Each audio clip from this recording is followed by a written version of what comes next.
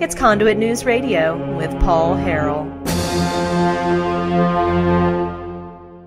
All right, folks, welcome back to the program. Thank you so much for being with us. We're in the process of getting State Representative Nelda Speaks on the line. There were three bills. I think three big bills that raised taxes on the people of Arkansas, and that's what we're going to talk about. SB 576 was the to reform the tax laws concerning the levy on collection of sales and use tax. This was internet sales tax. Do we have Nelda on the line? Okay, let's. Yes, you do. Hello, State Representative Nelda Speaks. Thanks so much for coming on the program this morning. Thank you for asking me, Paul. Now, you are from District 100. Remind our viewers across the state and listeners where that is. That is the upper portion of Baxter County. It takes in Mountain Home to Lakeview, and then to the Gamelia, Henderson, back over in there. All right. Well, so let's just get right to it. I'm going to give you the floor. Generally, State Representative Nelda Speaks, what was your impression of the session? Well, I thought we passed a lot of taxes this time on our people, our citizens, and I think there was some things that got done that was great, but just did seem like a session that there was a lot of taxes that were passed out. Well, it's interesting that you mentioned that, Nelda, because you actually voted no on, I think, the three big ones. You voted no against the internet tax. You voted no against the half-cent sales tax that's set to expire. They're putting it back on the ballot to make sure we don't want, make sure, do you really want it to sunset? And then you voted against the gas tax increase. So, I really appreciate you. Let me ask you this, Nelda. How did you stand up? How did you vote no on all three of those big tax increase bills when the establishment, had arguments out there trying to get Republicans to support it? And, in fact, were successful. They got enough to support it. Paul, it really, when I make my mind up and you look at all of these things, I don't care what the establishment wants. I don't care what other people want. I do try very hard to support my citizens that put me in office, and I knew that Baxter County is a very conservative county, and they did not want this. I know we need highway tax. I'm not highway tax. I don't mean that. We need highway money. But I feel like, Paul, we do not reach out and find places within our revenues and lower other things in order to do it. And until they do some of those things, I cannot support another tax. And I think most of the people listening to this right now really appreciate that, and they really appreciate that mentality. And I wish more of the politicians down there had that mentality. This is how long have you been serving as a state representative, Nelda? This is my third term. 2.5 years? 4.5 years. We're into our third term and 2-year terms. So I'm just, I'm very conservative, Paul, and I just feel like that we are putting such a load on our citizens, especially our middle income people that work so hard, and they have families they're trying to support, and it's just, my heart goes out to them. We've all been there. So how does this past session compare to the other two that you've been a part of so far? I actually thought this was one of our hardest sessions. I know every year, every time we go into session, there are some things that they start shoving at us. And but this one here, it drug out all through the session of just big things like the highway tax, the internet tax, and we have a big cigarette tax that got put on the citizens. Yes. Which I don't smoke, but I feel like every time we reach out, we look for a sin tax that we can tax more on them, and I think we're taxing our citizens to the point that it's such a load on them. Mm-hmm. I tried to find out, if you take into consideration, Paul, all of the taxes that just we keep putting on our citizens, and how much out of a dollar bill do they actually get to bring home? Oh, it's quite a bit. I mean, when you add up the federal and state and local, I mean, it's probably 50%, if not more. I figured it's at least 60%, but I have not been able to get that answer. Yeah. Well, but that's... You're right. We're talking with State Representative Nelda Speaks. You're right. I think that in Arkansas specifically, we're at a breaking point. We have one of the highest sales taxes in the nation. We've got one of the we were number 17th on the list of worst places to live when it comes to the tax code. We're 44th in income in the United States, and so we've got a lot of work that we can do. Nelda, feel free to talk about some of the good things that happened, in terms of the social issues.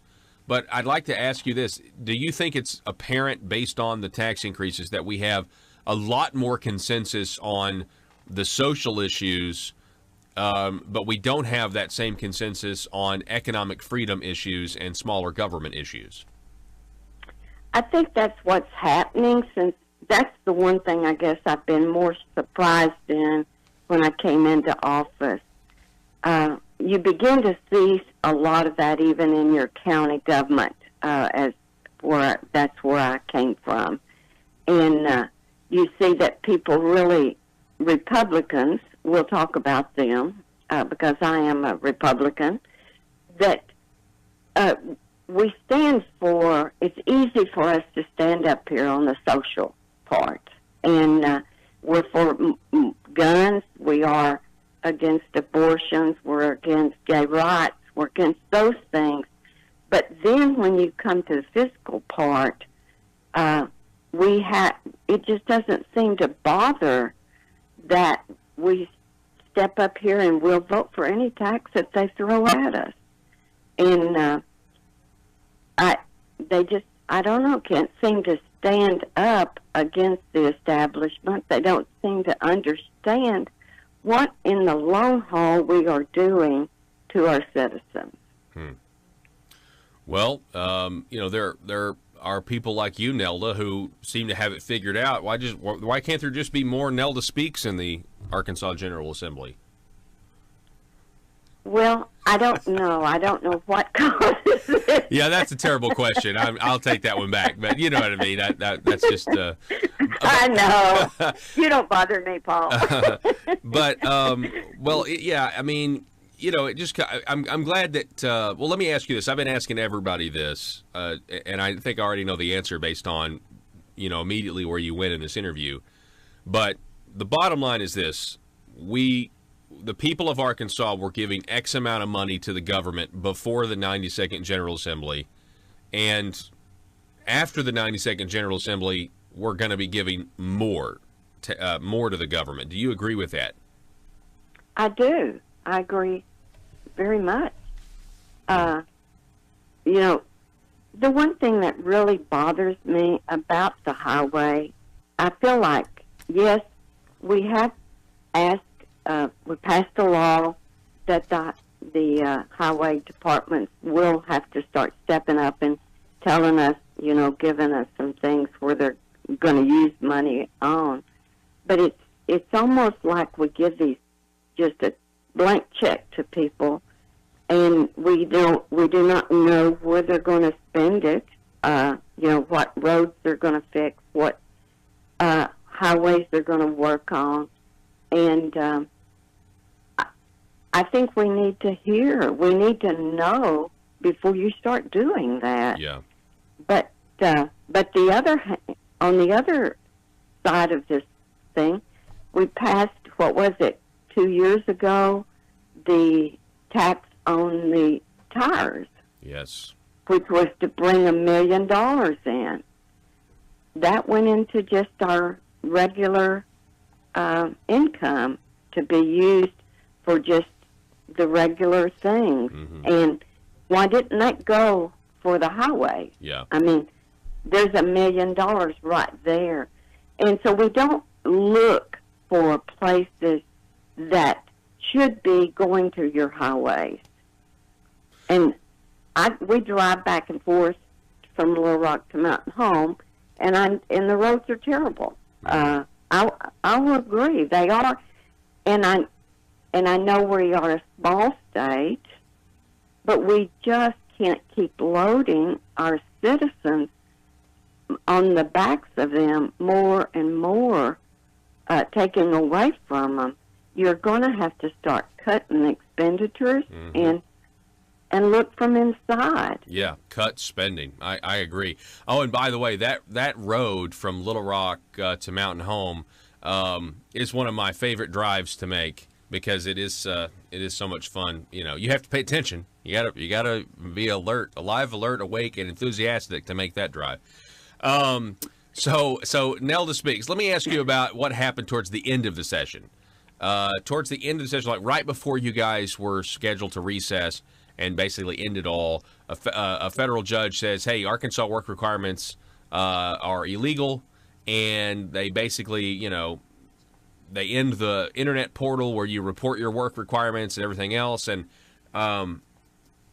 there seemed to be, at least for maybe a day or so, some expression by the House saying maybe we need to wait, pause, get some assurances, and then, of course, the budget was approved. So what were your thoughts when all that happened? At first I thought that maybe we woke up to some things. I never felt like they really forced people to work. I thought that was just a thing that's thrown out there that sounds good. But for them to actually have to go to work, those that able-bodied people that's getting all of the entitlements, that they actually may have to go to work. And then here comes from the federal judge, and you know, they've been throwing this up for some time that you can't force people to work. And so then when they started in, well, they wasn't going to vote for this, and they started pushing back. And then you begin to see that it looked good, sounded good, but in the end, they're going to do it. They're not going to take the stand and force the hand of, I call it the Obamacare. And we've kicked that can down the road, Paul, right now to where we're beginning to see that we can't afford it. What we've been saying all along, ever since I've been down there, that we can't, our state cannot sustain this thing. Is that why we're raising taxes on the people? Yes, it is. Mm-hmm. It is.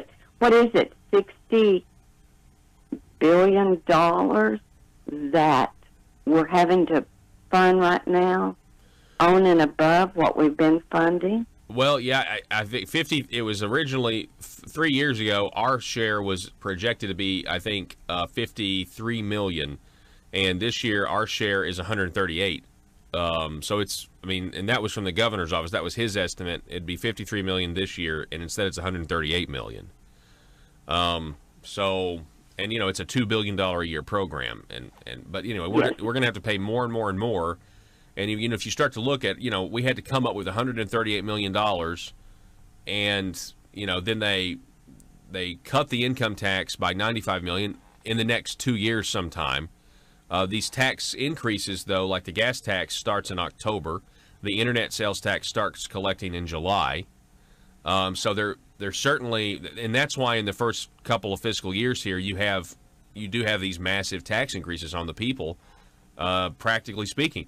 And Nelda, from what I can tell, because I know there's going to be other people that say no, it was it's actually tax cuts, but the fact of the matter is nobody's going to care what the fiscal impact is in year 3, because another legislature is going to meet and they can undo everything that was done. And by the way, in fiscal year 3, it's by DFA's own numbers, we're still looking at more burdens on the people, from what I can tell, according to the numbers. So anyway, it's from a conservative economic standpoint, a fiscal conservative standpoint, it's very frustrating right now for us. Sure it is.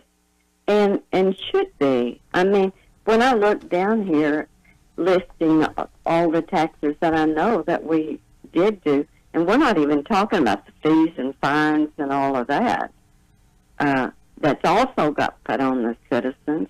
Yes, we've cut over here, but on the other hand, we have raised, so I don't think they're balancing out at all when you look at everything. And when these all go into, it's a shell game. Yes.